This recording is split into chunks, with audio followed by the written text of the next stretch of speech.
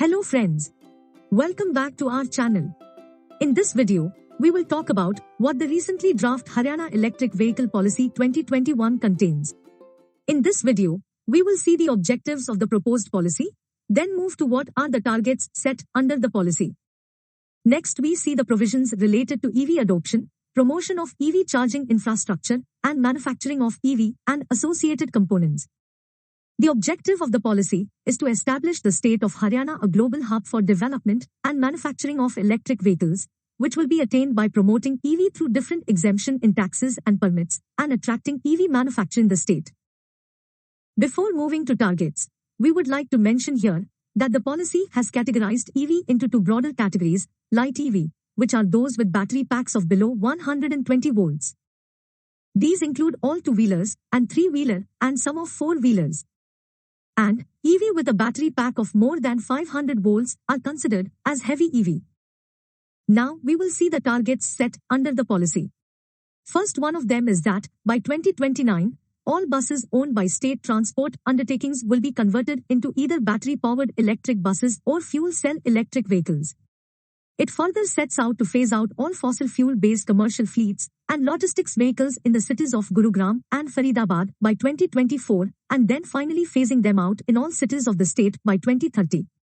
In addition to this, all forms of government vehicles, including vehicles under government corporations, boards, and government ambulances, etc., will be converted to electric vehicles by 2024. Even to achieve these targets, some structural targets have been set, which include supplying uninterrupted 24/7 quality power to EV-related industries, government incentives in form of support power rates, electricity duty reimbursement, and dedicated power lines. Now we move to see the provisions on EV adoption.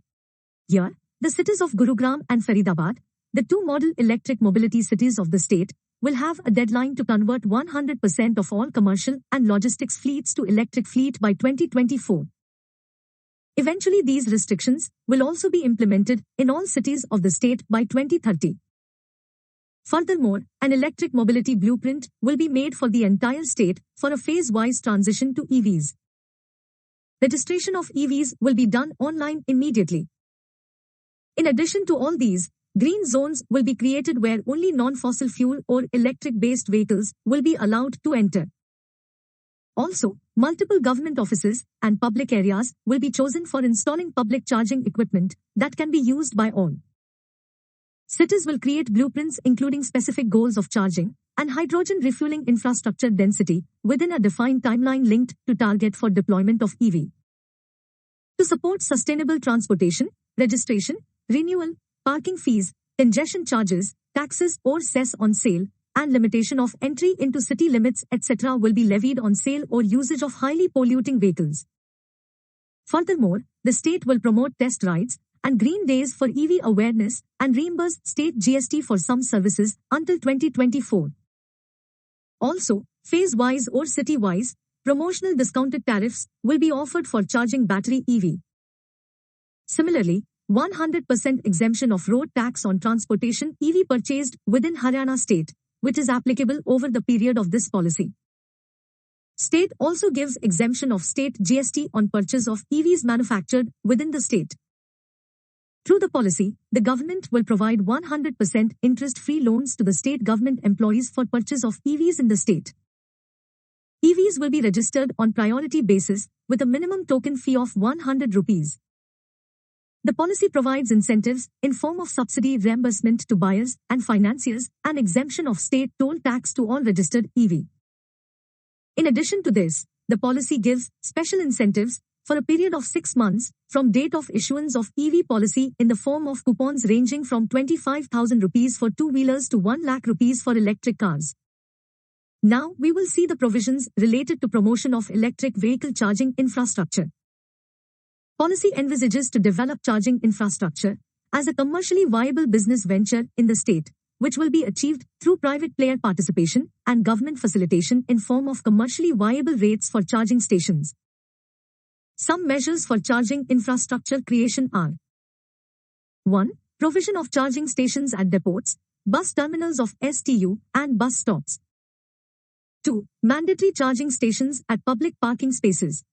3. All petrol pumps will be mandated to have charging stations and battery banks. 4.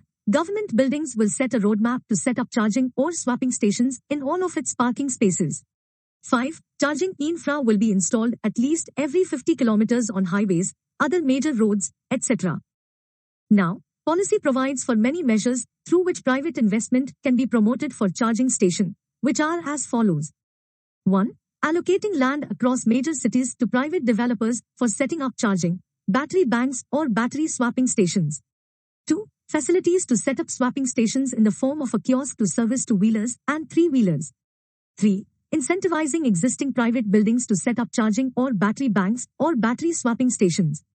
4. Provision of mandatory charging stations under all new permits for commercial complexes, housing societies, and residential townships with a built-up area 5,000 meters square and above. 5. Online system for provisional permissions to set up charging or battery banks or battery swapping stations. In addition to this, policy encourages creation of a secondary market for disposal of EV batteries in PPP model and clean fuel and renewable-based charging or battery swapping station for hydrogen-powered fuel cells or solar-powered cells. Also, building codes and city codes and regulations will be amended to incorporate provisions of EV charging infrastructure, including battery swapping. Policy calls for creating standards for lithium batteries and charging equipment. Moving forward, we will have a look at specific provisions for incentives for EV charging infra.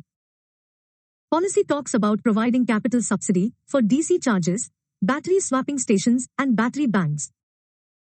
Policy even points out to reimbursing 100% net state GST accrued to the state for purchase of either fast chargers or advanced battery for battery swapping or battery banks. Finally, we move to provisions related to promotion of manufacturing of EV and associated components in the state. State plans to create an electric mobility industrial park, for which the government will allocate 100 to 200 acres of land. The park will have plug-and-play internal infrastructure, common facilities, and necessary external infrastructure. Land offer will be made to original equipment manufacturers, as well as dependent ancillary units. Added to this, the government will provide facilities like water supply and road connectivity for ease of business.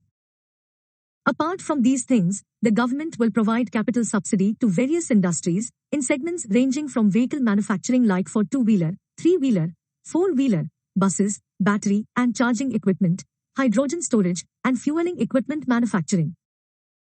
Along with this, there will be special incentives to large projects, including that for lithium battery manufacturing in the state. There is a major relaxation in the form of 100% stamp duty reimbursement on land purchase or lease for industries. Next comes the provisions related to power supply. Some tickets in this regard are: 1. Dedicated feeders to all units involved in manufacturing components for EV as required. 2. Fixed power cost reimbursement at the rate of 3 rupees per unit for a period of 5 years from the date of commencement of commercial production. 3. All new EV manufacturing units and electric battery units exempted from paying electricity duty for the first 10 years. There are also concessional provisions for water supply to industries in the state. At last, tax incentives. There will be a reimbursement of 100% net state GST accrued to the state for a period of 5 years for micro and small, 7 years for medium, 10 years for large industries.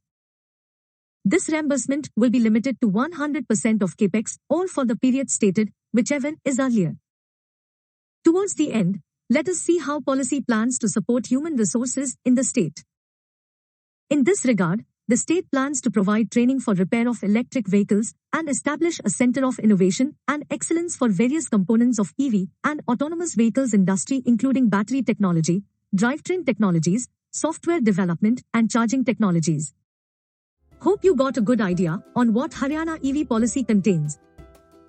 Looking into the policy, it seems very clear that policy gives a lot of thrust to manufacturing of EV in the state, for Haryana has been one of the leading states in automobile manufacturing in the country. Comment below to share your views on what you liked about the policy and what is missing in this policy. Also, comment below to tell us the topic on which you want to see videos from us. Like and share the video. Also, Subscribe to the channel to see more such videos in future.